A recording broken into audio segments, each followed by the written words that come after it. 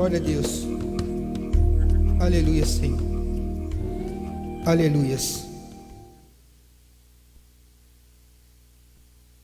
Abra sua Bíblia comigo no livro de João.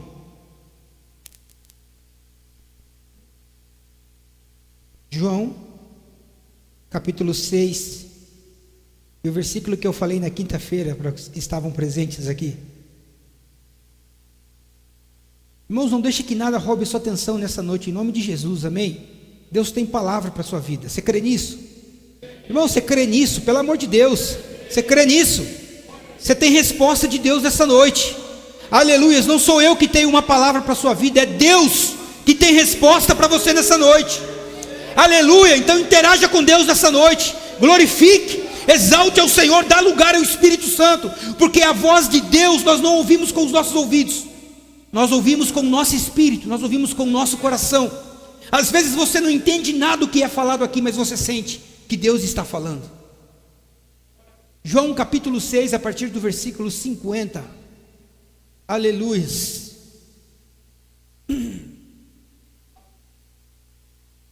João 6, 50.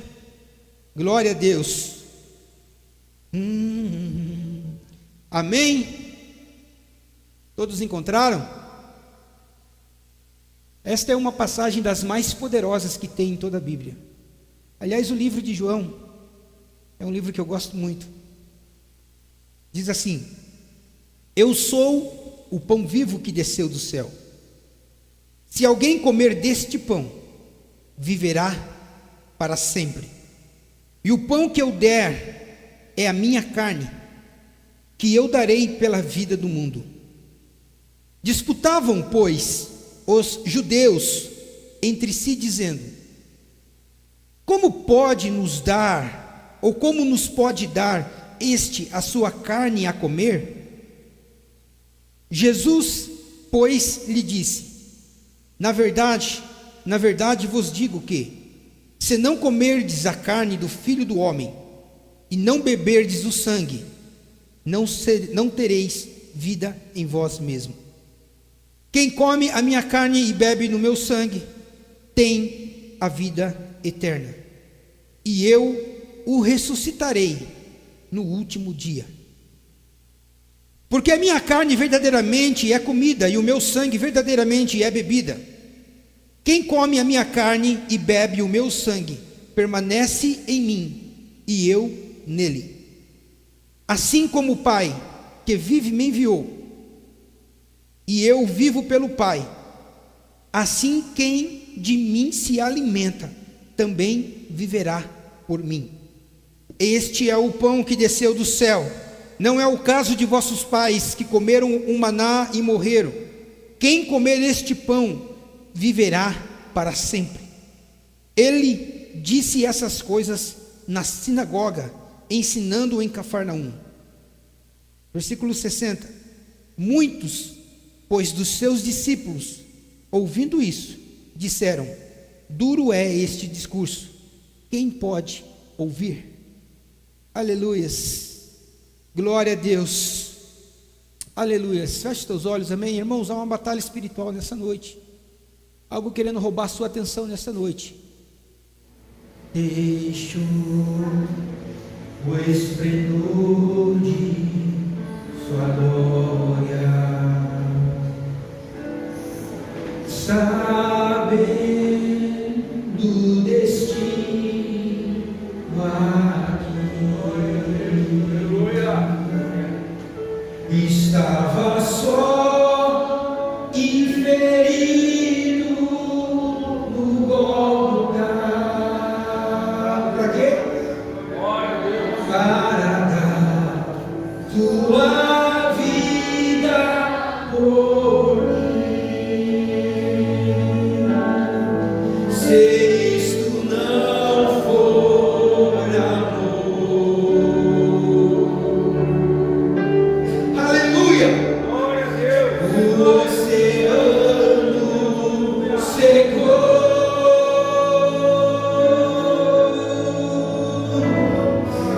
não estrelas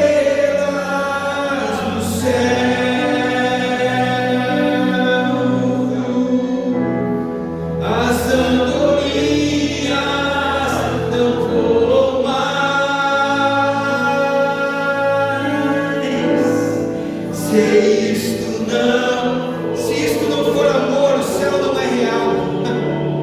Aleluia, Espírito de Deus. O céu não é real.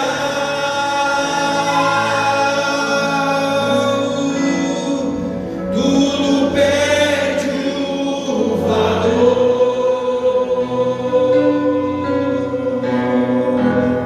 Se isto não for amor, glória a Deus. Mesmo na morte lembrou-se do ladrão que ao seu lado estava, com amor e ternura falou-lhe, ao paraíso comigo irás. Se isto não for amor, aleluia, Senhor. O oceano secou. Se você sabe, louva comigo de todo o coração nessa noite. Aleluia. Não há estrela no céu.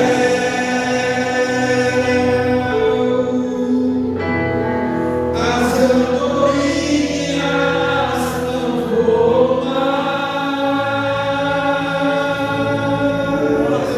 Se isto não for amor, o céu não é real. Aleluia. Tudo perde o valor.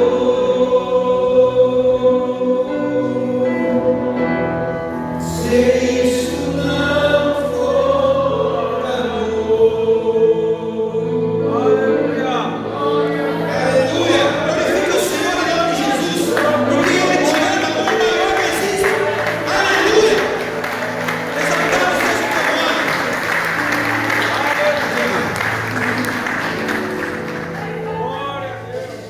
Aleluias. Irmãos, enquanto os evangelistas de outros evangelhos, eles coletaram, parábolas de Jesus, eles coletaram os testemunhos pelos quais, ou pelos milagres que Jesus fazia. Eles tiveram a preocupação de ouvir pessoas que foram curadas, não somente ouvir, mas também testemunhar de forma presencial o milagre ou os milagres que Jesus operava durante o seu ministério. Enquanto os outros ministérios, os outros evangelistas, eles tinham essa preocupação em coletar os fatos. João, o livro que nós lemos aqui, ele coletou os dizeres mais enigmáticos de Jesus. Ele coletou aquilo que muitas vezes na nossa concepção natural foge ao entendimento. Ou seja, o livro de João é diferente. Se você ler com um livro natural, dificilmente você vai entender o que Jesus estava falando. João, pela proximidade diferente que ele tinha com Cristo, ele pôde coletar apenas aquilo que o coração de Cristo falava diretamente ao ouvido de João.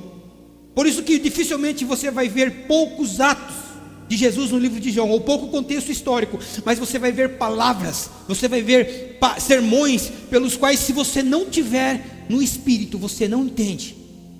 E eu amo isso, porque aqui há uma igreja que tem o Espírito e faz essa leitura e busca conhecer cada vez mais, amém? Aleluias. No texto que nós lemos aqui, você percebe que houve aqui uma discussão calorosa, por assim dizer, entre os líderes, pela linguagem que Jesus usou. Jesus, ele falou: olha, aquele que não comer da minha carne, aquele que não beber do meu sangue, não tem vida eterna. Vocês precisam comer. Quando nós olhamos para esses versículos, a partir do versículo 50 que nós lemos aqui, dá-nos a impressão, ou eu tenho quase certeza, que que Jesus apontava para si mesmo, quando ele dizia: eu sou o pão do céu. É a mim, porque se você conhece todo o contexto do capítulo, você sabe o que Jesus estava querendo dizer nesse contexto aqui em que nós lemos. Eu sou o pão vivo que desceu do céu, e o pão é a minha carne. Aquele que comer da minha carne, aquele que beber do meu sangue, tem vida eterna. Só que eles não estavam entendendo, porque Jesus estava falando do que era espiritual. Jesus estava trazendo um ensinamento que como eu falei, fugia da concepção natural, mas estava trazendo um entendimento espiritual, falando assim da reconciliação entre o homem e Deus, por intermédio da sua carne, por intermédio do seu sangue. Era isso que Jesus estava trazendo nessa passagem que nós lemos. E é interessante, no versículo 54 que nós lemos aqui, Jesus ele frisa bem: aquele que comer da minha carne e aquele que beber do meu sangue viverá eternamente. Mas sabe o que é mais curioso? Que nesse capítulo, por 4 vezes, Jesus cita, aparentemente de forma até aleatória, dizendo: e eu o ressuscitarei naquele dia ou no último dia. O que Jesus, dentro desses versículos que nós lemos, estava querendo dizer? Olha, aquele que come da minha carne, aquele que bebe do meu sangue, vai viver eternamente. E mesmo que essa pessoa morra, eu o ressuscitarei no último dia. Porque a promessa de Jesus para nós é vida eterna. E um dos quesitos dentro desse capítulo que nós lemos é o quê? Comer a carne e o sangue de Jesus. Irmãos, é lógico que é uma linguagem espiritual que nós estamos falando. Participarmos. Talvez naquele momento, ou nesse momento, dentro desse contexto da história, as pessoas que estavam ali não entendiam, porque Jesus não tinha falado ou não tinha estabelecido a ceia ainda. Mas Jesus ele faz questão de frisar, dizendo: olha, agora vocês não entendem muito o que eu estou falando, mas vai chegar um dia que vocês vão entender. Vocês vão ouvir o que eu falei aqui, e vocês vão ter clareza sobre o que eu estava propondo aqui, sobre a relação de vocês comerem a minha carne e beber o meu sangue. Sabe o que é curioso nesse versículo? Que ao ser questionado pelos líderes, pelos fariseus que ali estavam, Jesus, no versículo 53, ele intensifica ainda mais esse ensinamento, porque ele fala: aquele que comer da minha carne, aquele que beber do meu sangue. Houve uma discussão, eles começaram a discutir: mas o que esse cara está falando? Que viagem! E eles começam a questionar a Jesus.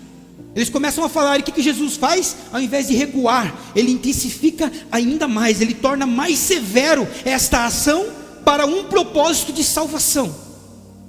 Amém? Estão entendendo? E a ideia que os líderes religiosos, os líderes judeus tinham, a ideia de beber qualquer sangue, ainda mais humano, era repugnante. Porque Deus falou a Moisés em Levítico 17:10, dizendo que qualquer homem que comer do sangue, anote aí para você estudar depois, será tirado do meio do povo. Ou seja, a palavra que Deus estava dando a Moisés estava abominando tal atitude de qualquer homem que comesse qualquer tipo ou bebesse qualquer tipo de sangue. E eles, conhecendo a lei, quando Jesus profere essas palavras, eles começam a se escandalizar com aquilo que Jesus estava falando, porque eles não entendiam, porque estavam num outro âmbito, um âmbito espiritual. E se você não estiver espiritualmente nessa noite ligado com Deus, você não vai entender o que Ele tem para falar para você nessa noite. Amém? Só que Deus, Ele dá uma explicação do porquê que o homem, ou qualquer homem, não deveria comer ou beber do sangue de animal, ou seja, qualquer tipo de sangue. Porque ele especifica bem dizendo que, pois a vida da carne está no sangue. Deus ele estava condenando, o homem na lei a comer sangue, a beber sangue, porque a vida da carne está no sangue. Olha que interessante. Por que Deus falou isso? Porque Deus deu o sangue. Deus deu o sangue para fazer a propiciação dos homens sobre o altar, como perdão dos pecados. Irmãos, hoje, com o sangue que Jesus verteu lá no Calvário, nós temos a liberdade de ajoelharmos e pedirmos perdão para Deus dos nossos pecados. Mas na lei, todo homem que pecava, havia necessidade de derramamento de sangue, porque sangue é vida, é uma vida por outra vida. Porque o salário do pecado é a morte. O homem estava condenado, e a partir do momento que ele chegava diante de Deus e pedia perdão, teria que haver derramamento de sangue. E o sangue era aspergido sobre a arca da aliança, como sinal que Deus estava perdoando os pecados. Por isso que ele fala que no sangue há vida. Se as pessoas pecavam, um outro inocente teria que morrer por causa do pecado. Só que, glória a Deus, que hoje nós temos livre acesso diretamente a Deus, porque Jesus verteu o sangue dele, e o sacrifício dele foi aceito por Deus, e você tem a liberdade. Hoje ninguém, nada, nenhum animal precisa morrer mais, porque ele, o Cordeiro de Deus, que tira o pecado do mundo, morreu por mim e por você. Por isso nessa noite você pode orar a ele e falar: Senhor, perdoa os meus pecados, Senhor, eu sou miserável, perdoa as minhas falhas, perdoa as minhas transgressões. Jesus proporcionou isso a nós. Ele morreu, ele foi o Cordeiro, para que nós tivéssemos livre acesso novamente a Deus. Aleluias. E aí eu quero dizer para você nessa noite, qual é o sentimento que você tem quando você olha para essa mesa? Porque às vezes nós entramos aqui, cultuamos, adoramos, cantando, e não damos o mínimo valor para a mesa que está posta aqui. Você já olhou para essa mesa? Você prestou atenção nessa mesa? A mesa tem passado desapercebido nos nossos cultos de ceia. Somente no momento da celebração que nós olhamos, não para a mesa, mas para aquele e para a bandeja que está sendo servido. Então qual é o significado, qual é o sentimento que nós devemos termos quando nós olhamos para essa mesa? Qual o sentimento que você tem quando você olha para essa mesa, irmãos? Porque se você não tiver resposta, você precisa se converter de novo, porque isso aqui é muito sério. Qual é o significado dessa prática? Por que nós cristãos praticamos ou celebramos a ceia? Por que nós fazemos isso? É um ritual apenas da igreja? Não, isso aqui é uma ordenança. Jesus pediu para que nós fizéssemos isso. Jesus pediu para que a igreja celebrasse isso, porque isso aqui é a única forma. No versículo 64 ele diz isso: a única forma de vocês lembrarem o que eu vou fazer será por intermédio do meu comer o meu sangue e comer a minha carne. Segundo, porque isso aqui é um memorial. Irmãos, isso aqui é sério. Este culto é um dos cultos mais importantes. Isso aqui é o memorial da cruz, como praticamente se o corpo de Jesus estivesse presente aqui, de uma forma material. Então você, igreja, precisa se conscientizar da seriedade que é isso aqui. O corpo de Cristo que é partido por vós. Aleluia! Fazei isto em memória de mim. Isto é uma ordenança, isto é um memorial, é isto que Jesus tem nos pedido. Então não é uma mera celebração, não é apenas um lanchinho que nós comemos uma vez por mês, não, é a lembrança, é o memorial daquilo que Ele fez, que Ele verteu, porque hoje nenhum inocente mais precisa morrer para você pedir perdão dos seus pecados. Ele morreu por você, Ele morreu por mim, aleluias. Como o batismo nas águas, a ceia também é uma ordenança, e nós devemos fazermos isso. Só que o problema nesses dias, nesses últimos tempos, é que as pessoas elas começam a fazer greve de comunhão com Deus, dieta espiritual, não participando da ceia. Irmãos, uma vez que você conhece, você não tem escolha, você precisa. O texto que nós lemos: aquele que comer da minha carne, aquele que comer e beber vai ter vida eterna. Aquele que não comer, aquele que não beber, aquele que não estiver em comunhão, irmãos, está condenado à morte. E não é morte física, é morte espiritual. É por isso que o Paulo escreveu que há muitos fracos e muitos que dormem. Pessoas com grande potencial na igreja e adormecidos porque não participam do corpo de Cristo, não se alimentam. Pessoas que estão fracos na fé e não conseguem ter forças para vir para a igreja, para cultuar. Quando o ministério fala: vamos louvar, não tenho força, estou cansado. Vamos aplaudir o Senhor, 5 palminhas tá bom. É como se o corpo físico dele estivesse partido por vocês. E é desse jeito que nós como igreja adoramos o Senhor. Aleluias. Fazendo greve de comunhão com Deus, não participando. Ele falou: faça isso. Eu estou ordenando, faça isso, porque é a única forma que vocês têm de se lembrar daquilo que eu fiz. Então quando vocês olharem para essa mesa e ver essa mesa aqui, vocês vão lembrar: poxa, como se o corpo de Jesus tivesse partido pelos meus pecados. É como se o sangue tivesse ali para me purificar dos meus pecados. Aleluias. Quando nós olhamos por a palavra nós percebemos, ou pela vida de Jesus, que o ministério de Jesus, ou no ministério de Jesus, o ponto central da vida dele foi a cruz. Ele sabia por que ele tinha vindo. Ele sabia qual era o propósito dele, o momento mais elevado da vida dele. Irmãos, mesmo que Jesus tivesse operado milagres, e que operou milagres, e nós sabemos que ele ressuscitou mortos, se não houvesse o Calvário, possivelmente talvez nós nem lembraríamos de Jesus. Nós lembramos dele porque um dia ele morreu por mim, ele morreu por você, mas também ele ressuscitou. E é por isso que nós cremos nos milagres que ele operou, na ressurreição dos mortos que ele operou no tempo do ministério dele. É por isso que Jesus ele não é canonizado, porque todo aquele que é canonizado, quando um homem santo é canonizado, há critérios da igreja que avalia a vida daquele homem enquanto ele viveu, e depois que morre, eles falam, não, esse cara era santo, e aí canoniza, se torna santo. Só que Jesus não é assim, ele desceu ao santo, ele viveu em santidade, ele morreu, mas também ele ressuscitou, por isso que ele não é canonizado, ele é o Senhor, ele é Deus, amém? Glória a Deus, aleluia. Jesus ele sabia porque ele veio, irmãos, ele não veio, porque se ele não viesse, ele ia perder o status dele de Deus. Não, Jesus não precisava vir, Jesus não precisava vir. Ah, melhor você ir. Imagina o pai falando para Jesus, senão você perde o seu status de filho de Deus. Não. Sabe por que ele veio? Ele veio por amor. Foi por amor.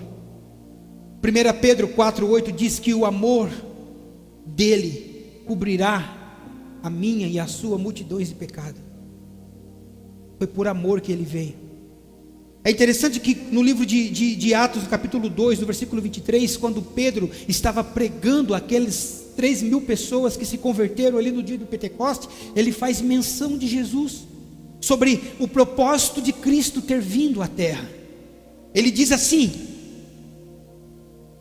que Jesus veio segundo a presciência de Deus, ou seja, já estava determinado no céu. Apocalipse 13:8 diz que o Cordeiro foi morto antes da fundação do mundo, já tinha um propósito, porque Deus, sendo onisciente, ele sabia que por si mesmo o homem não conseguiria se relacionar com Deus, com ele. Então eles elaboraram um plano lá na eternidade. Irmãos, como entender isso? Só espiritualmente falando. Como que Jesus morre antes da criação de todas as coisas? Porque o tempo de Deus não é o nosso tempo. A eternidade não funciona como o nosso tempo cronológico. A eternidade se passa passado, presente, futuro. Por isso que a palavra nos diz que ele é o mesmo ontem, é o mesmo hoje, e ele vai ser eternamente. Aleluias. Ele veio por amor, igreja. A única razão dele ter vindo foi por mim, e foi por você. E qual é a forma que você agradece a Deus por ter enviado o seu filho? Qual é a forma que você adora? Qual é a forma que você louva? Qual é a forma que você tem um sentimento de gratidão pelo que ele fez? Será que nós estamos sendo gratos o suficiente? Será que você tem sido grato o suficiente por tudo que ele fez? E eu não falo das bênçãos atuais que nós vivemos, não, mas das bênçãos eternas que ele proporcionou com a sua morte. Vida eterna. Aleluias, vida eterna. Você sabe o que, irmãos? Vida eterna. Esse tempo que nós vivemos aqui é passageiro, vai passar. Vai passar. Mas o que será depois de nós partirmos dessa vida para outra? Qual é a eternidade que nós vamos passarmos, com ele ou sem ele?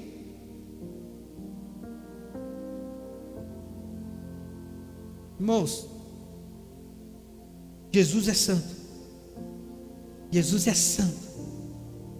Ele morreu e ressuscitou porque era santo. A morte não tinha poder sobre ele. É por isso que Jesus ele não é venerado, ele é adorado, porque ele é santo. É por isso que Jesus não é simplesmente um profeta, ele é Deus, ele é santo, e ele está sobre essa igreja nessa noite por intermédio do teu Espírito. Ele está sondando o teu coração através do Espírito Santo, porque quando Ele falou que ia enviar esse Espírito Santo, Ele disse: esse Espírito que está em vocês fará com que eu saiba o que se passa no coração de vocês. E se você estiver conectado com o Espírito Santo, aleluias, Jesus fará você saber da vontade dEle acerca da sua vida.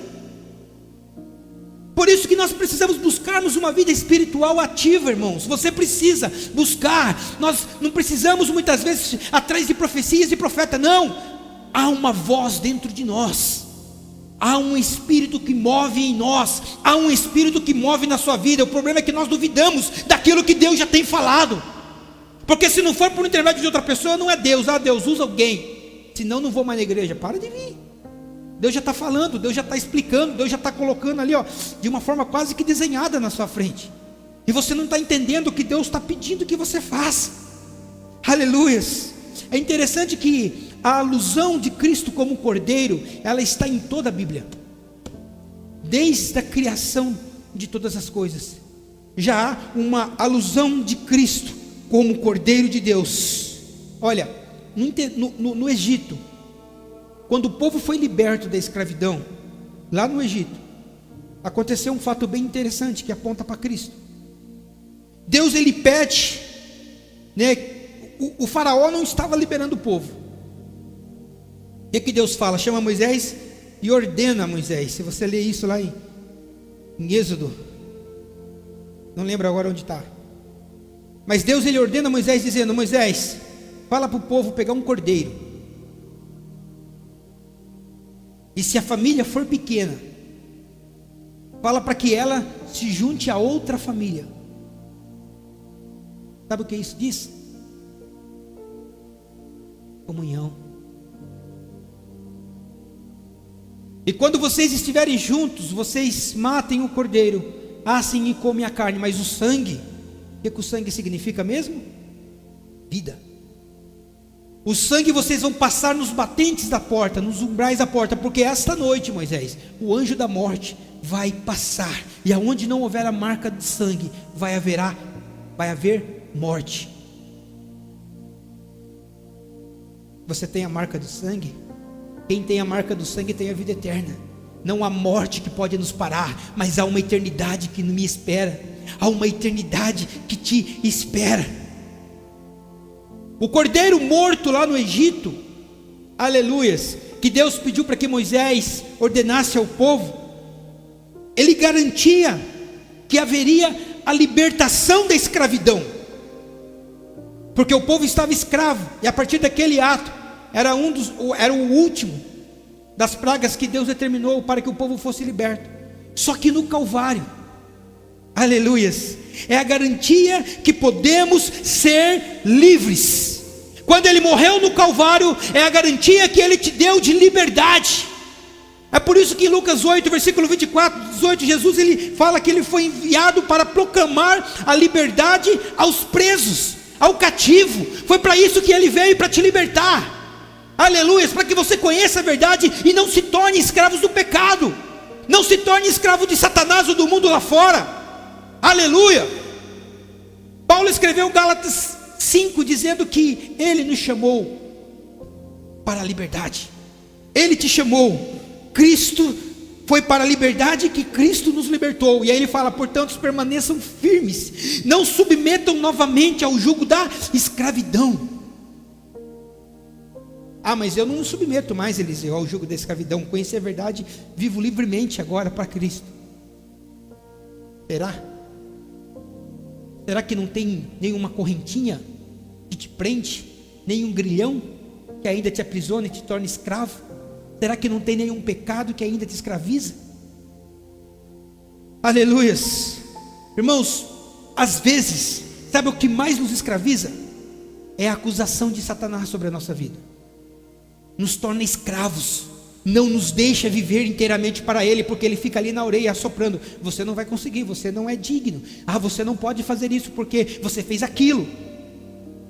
E eu acabo me tornando escravos e não vivendo inteiramente para Deus, porque o papel de Satanás é sempre estar ali na nossa orelha.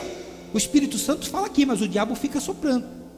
e nos torna escravos, nos prende. Não deixe que nós vivamos os mistérios, a graça de uma maneira salvífica, de uma maneira plena, sobre o chamado que Ele nos deu. Irmãos, cuidado com o que você ouve. Às vezes Satanás usa pessoas mesmo para soprar palavras sobre os seus ouvidos.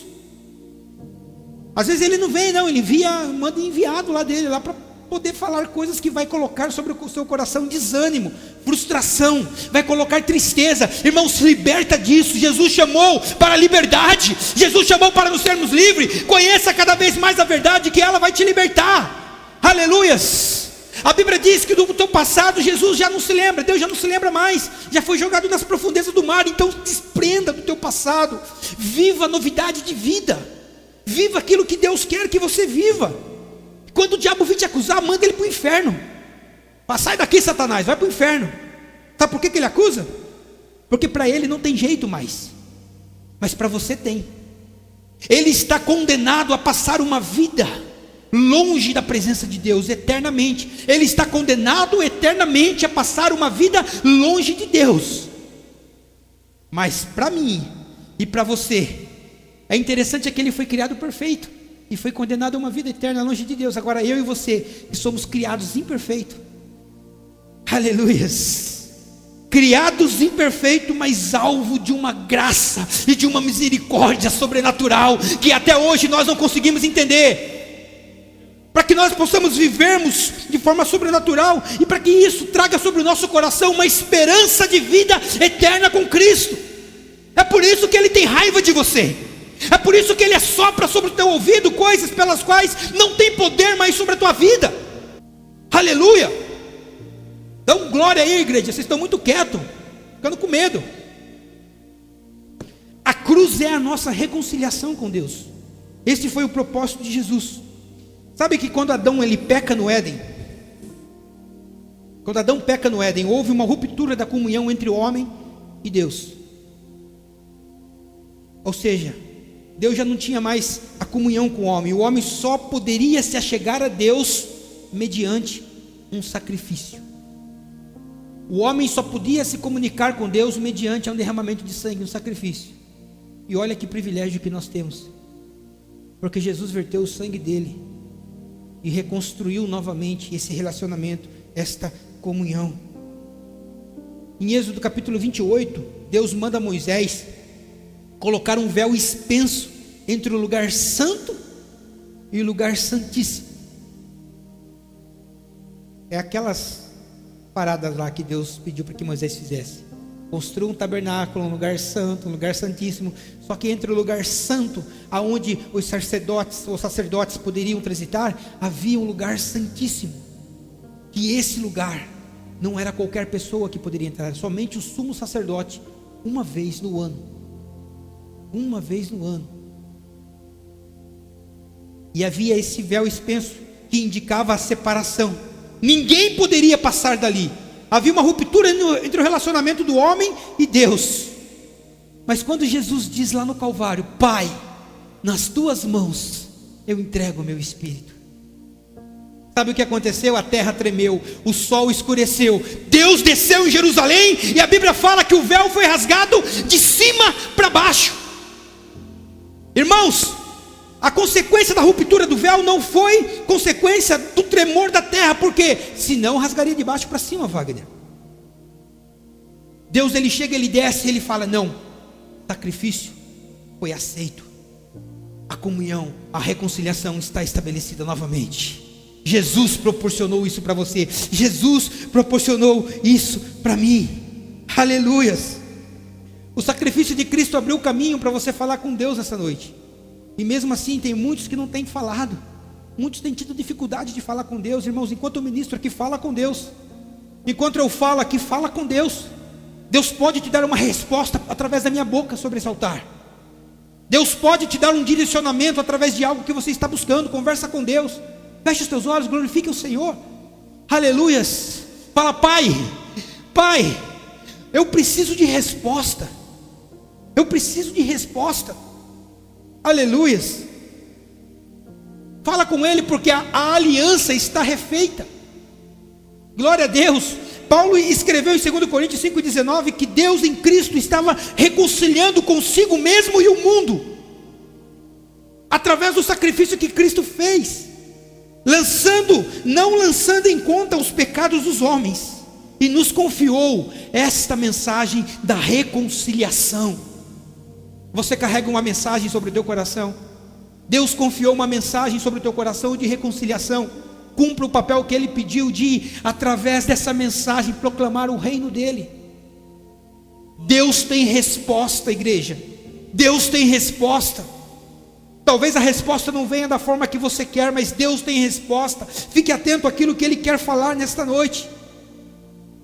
Nós estamos salvos por causa da cruz. Você está aqui hoje por causa da cruz. A cruz nos salvou, a cruz nos libertou, a cruz nos proporcionou esse relacionamento com o Pai. É a cruz que nos proporcionou a salvação. Irmãos, a coisa mais simples que a palavra nos diz, ali em Romanos 10, 9, dizendo que se você confessar apenas com a sua boca Jesus e crer no teu coração, você vai ser salvo. Olha o que Cristo proporcionou para você. Cristo proporcionou a salvação para você. Nós vamos encerrarmos, mas antes de encerrarmos, eu quero lembrar você de uma história que está ali em João capítulo 13. É bastante conhecido. No jantar, quando Deus fala a primeira vez sobre a ceia, muita coisa aconteceu naquela noite. E uma das coisas interessantes que aconteceu foi o fato de Jesus, do nada, levantar da mesa, no momento da refeição, amarrar uma toalha na cintura e se dobrar aos pés dos discípulos e começar a lavar os pés dos discípulos. Chega no André, lava o pé. Chega em João, lava o pé. Tiago, lava o pé. E assim ele começa. Vocês sabem que deu um desentendimento nesse jantar aí, Vocês sabem, né? Quem sabe diz amém. Qual é o desentendimento? Quando chega diante de Pedro, Wagner, Pedro, opa! Não, Senhor, você não vai lavar os meus pés, não. O Criador do universo, porque João nos diz e todas as coisas foram feitas por Ele, e nada sem Ele se fez. Tudo foi criado por intermédio da palavra, e Ele é a palavra. O Criador do universo, se dobrado ali diante dos pés dos discípulos, lavando os pés de cada um deles. E Ele lavando e falando, vocês não vão entender nada, mas vocês vão entender já já, espere um pouco. Agora vocês não entendem, mas vocês vão entender. Quando Jesus puxa o pé, quando Pedro puxa o pé, Pedro fala para Jesus, os meus pés você não vai tocar não. Será que era chulé? Pedro, se você não deixar lavar os seus pés, você não tem parte comigo, Pedro. Todo mundo deixou, por que você está causando? Todo mundo ficou quietinho, todo mundo recebeu, por que você está de frescura, Pedro? Larga a mão disso. Se você não deixar eu lavar os seus pés, Pedro, você não tem parte comigo. E aí Pedro, o que ele faz?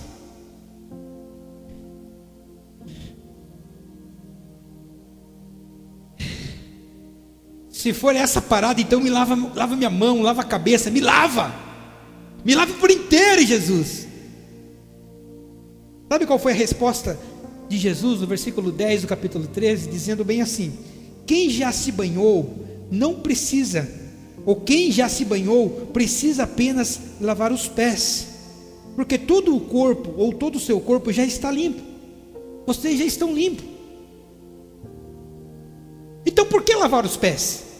Qual foi o propósito de Jesus com aquele ato de se dobrar ali e lavar os pés dos discípulos? Aleluias. Porque quando coloca os pés na bacia para Jesus lavar, automaticamente ele está colocando a parte mais suja do corpo dele. Os pés eram mais sujos. E Pedro não queria que Jesus tocasse na sujeira. Por isso que depois ele fala: está aqui minha mão, está aqui minha cabeça, lava aqui também. Porque a parte do corpo que mais suja são os pés. pela caminhada, pela iniquidade do mundo lá fora, por onde nós temos caminhado, por onde nós temos andado. Aleluias. E é isso que Cristo faz hoje através do teu sangue, ou do sangue dele. Ele nos lava dos nossos pecados, nos lava da sujeira que está sobre o nosso coração, da impureza que está na nossa mente. Ele nos purifica. Aleluias. É como se Jesus falasse para você nessa noite: se você não deixar eu tocar na sua sujeira, você não tem parte comigo. Alguém já pegou aqui? Lava-me por inteiro então, Jesus. Jesus já estão limpos, vocês já estão limpos quando vocês se batizaram. O que Jesus, através do seu sangue, apenas faz é limpar as sujeiras das suas vestes, que são manchadas muitas vezes pelo pecado. E isso é através do sangue, porque o sangue dele tem o poder de purificar o pecado. Existem pessoas que querem colocar as mãos na bacia. Existem pessoas que escondem os pés e querem colocar somente a cabeça para que Jesus lave. Quer expor, né? Só o que lhe convém. Não, Senhor, nessa área aqui tu não vai mexer não, porque essa área eu vou tentar resolver. Você vai conseguir? Hoje é dia de expor a sujeira do coração diante do altar. Hoje é dia de Deus te tratar de uma vez por todas e lavar os seus pés, lavar a sujeira, purificar o teu coração. Hoje é a noite de um encontro, é o encontro da reconciliação. Deixe Jesus limpar a sujeira da sua vida hoje. Aleluia. Deixe Jesus tocar naquilo que está mais sujo e está te prejudicando hoje. Ele está aqui nesta noite e quer trabalhar sobre a minha, quer trabalhar sobre a tua vida. Sabe o que Jesus disse? Quando ele levanta a mesa e senta novamente, aí ele dá uma explicação do que ele fez. Eu lavei os pés de vocês como sinal de serviço, como sinal de humildade, ou de humildade, ou até mesmo de demonstração de amor. E Jesus ele começa a falar sobre servir, mesmo ele sendo quem era. E de repente Jesus levanta a voz e fala: agora eu peço a vocês que vocês façam o mesmo. Quando Jesus fala que esse é meu sangue que é derramado por vós, pelos seus pecados, naquela mesa Jesus estava falando: assim como eu perdoei vocês, perdoe o seu próximo. Ah, mas não merece. E você merece perdão de Jesus? Pelo pecado que você cometeu hoje, pelo pecado que você cometeu ontem, pelo pecado que você cometeu essa semana. Porque nós pecamos consciente, irmãos. Ninguém peca sem saber, não. Você tem consciência que você está pecando. Só que Jesus manda te dizer nessa noite que Ele quer te perdoar nessa noite, quer te purificar através do sangue. Porque o sangue de Jesus tem o poder para purificar, nos purificar de todo o pecado. E se Jesus proporcionou isso para mim, proporcionou isso para você, dentro desta palavra da ceia, Ele fala: façam isso pelos seus irmãos, façam isso pelas pessoas, façam isso em comunhão. Aleluias, glória a Deus. Ontem nós estávamos aqui orando, e Deus falou sobre o valor que nós temos. Porque tem pessoas, né, que se acham mais do que as outras, espiritualmente, financeiramente, ou seja lá qual área for. E aí Deus trouxe ao meu coração dizendo: poxa, será que o meu sangue é diferente? Porque se o sangue de Jesus nos comprou, o sangue que Ele derramou por mim, que Ele pagou a minha vida, não vale mais do que Ele pagou pela sua, é o mesmo sangue. O sangue que Ele verteu por você, Luiz, é o mesmo sangue que verteu pelo Rivael. Não existe mais ou menos importante, nós somos todos irmãos. Nós somos chamados para servirmos uns aos outros, para ajudarmos uns aos outros, para colocar a mão e orarmos uns pelos outros, abraçarmos uns aos outros. Esse é o propósito de Deus para a minha e para a sua vida. Cumpra o propósito, porque Ele te abraçou, Ele te perdoou, Ele te proporcionou salvação. Por que nós ficamos julgando o nosso irmão? Gente, não julgue. Deixa com Deus, cumpra a sua parte, lava os pés do seu irmão, sirva, comunhão, koinonia. Eu já falei aqui numa outra vez sobre essa questão, é o colocar o meu propósito, ou eu pegar o propósito do meu irmão, e tomar parte desse propósito e ajudar ele a concluir, porque o propósito quando é dado, irmãos, é para um bem maior, não é para um benefício pessoal. ou individual de cada pessoa, não, é para um bem maior. Aleluias. Tome ceia nesta noite, como uma reverência que você nunca tomou, porque é o corpo dele que está aqui, é o corpo dele que está simbolizando ele aqui. É por isso que nós fazemos, ele ordenou isso. Hoje é uma noite de reconciliação. Ah, mas eu estou em comunhão, Liseu. Será? Será que está em comunhão? Talvez você esteja em comunhão com Deus, mas e com o seu irmão. Hoje é noite de reconciliação. Feche os teus olhos, curve suas cabeças nessa noite. Aleluias. Aleluias. Deixe Jesus limpar essa sujeira que está sobre o teu coração nessa noite. Deixe Jesus limpar esta mágoa que você tem carregado. Deixe Jesus trazer uma purificação, aleluia, sobre a tua vida nesta noite. A única forma dele lembrar, ou de nós lembrarmos o que ele fez, é por meio da ceia do Senhor. Aleluias. Faça a sua oração nessa noite. Faça uma oração de reconciliação a Deus nessa noite. Faça uma oração de arrependimento nessa noite, ou até mesmo de agradecimento pela vida que ele proporcionou, pela salvação, pela graça salvífica. Aleluias, pela promessa de uma eternidade com ele. Faça uma oração nessa, mas não deixe de falar palavras de amor para ele. Ele te amou primeiro. Aleluias. Ele te escolheu e te separou primeiro. Então faça nessa noite uma oração. Faça a sua declaração de amor a ele. Faça a sua oração pedindo a Deus para que ele possa tocar nessa sujeira, para que ele possa arrancar do teu coração o que tem impedido, e Satanás tem tirado proveito, assoprado sobre essa sujeira que está sobre a tua vida, não deixando você viver inteiramente para ele. Espírito Santo de Deus, Espírito Santo de Deus, sopra sobre a tua igreja nesta noite. Sopra, Pai, sobre os meus irmãos nessa noite. Senhor, toca na sujeira nesta noite. Toca na mágoa, toca no sentimento, ó Deus, que está impedindo, Pai, os teus filhos de viverem inteiramente para Ti, ó Deus. Que haja nesta noite reconciliação, que haja nesta noite comunhão. Senhor, que nós possamos, através deste ato, Pai, através da ceia, estarmos em comunhão com os outros.